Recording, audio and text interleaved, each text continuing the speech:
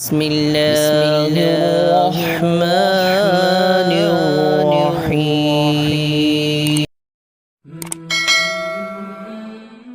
اس میں ایک اور عمل بھی آپ کو بتا دیتا ہوں کہ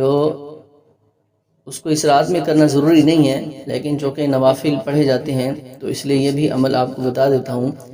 جو حدیث سے بھی ثابت ہے کہ حضور صلی اللہ علیہ وسلم نے ایک مرتبہ اپنے چچا حضرت عباس رضی اللہ عنہ سے فرمایا، اے عباس، اے میرے چچا، کیا میں تمہیں ایک عطیہ کروں، ایک بخشش کروں، ایک چیز اب بتاؤں، تمہیں 10 چیزوں کا مالک بناؤں، جب تم اس کام کو کرو گے تو اللہ رب العزت تمہارے سب گناہ پہلے اور پچھلے، پرانے اور نئے، غلطی سے کیے ہوں، جان بوجھ کر کیے ہوں، چھوٹے اور بڑے چھپ کر کیے ہوں،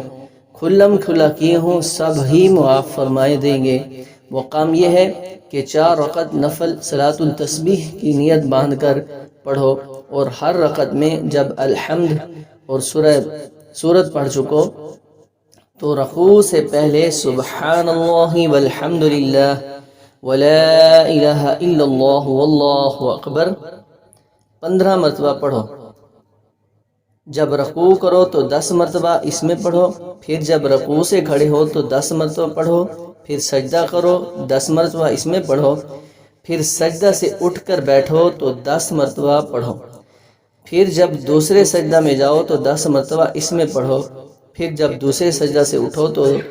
دوسری رکعت میں کھڑے ہونے سے پہلے بیٹھ کر 10 مرتبہ پڑھو۔ ان سب کی میزان 75 ہوئی۔ اسی طرح ہر رکعت میں 75 دفعہ ہوگا، لیکن